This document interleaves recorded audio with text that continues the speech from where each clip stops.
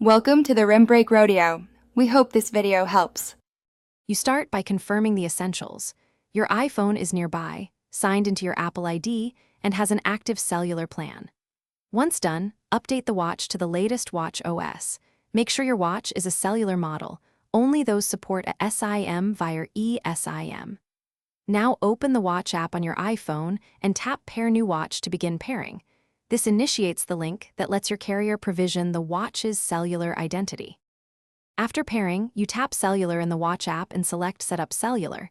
This hands off to your carrier's activation workflow.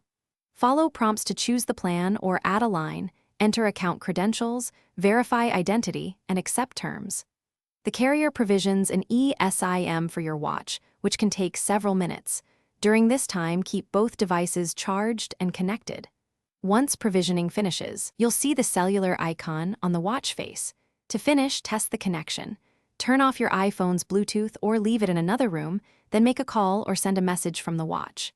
If it works, you're done.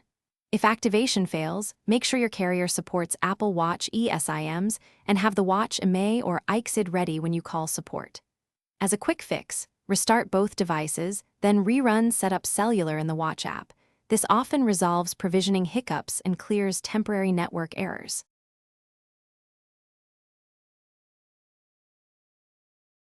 Thanks for watching. Consider subscribing if we helped you.